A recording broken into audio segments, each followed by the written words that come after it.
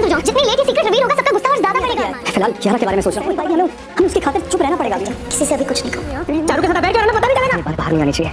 तीनों की नजर लग रही थी, दोनों को हैंडल नहीं कर पाई।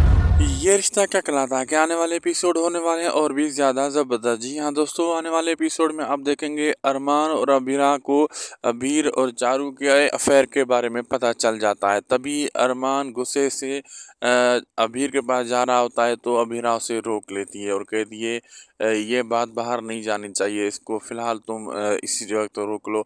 अरमान कहता है अगर ये बात कियारा को पता चल गई वो सहन नहीं कर पाएगी और तुम इतनी छोटी सी बात को हैंडल नहीं कर पा रही हो।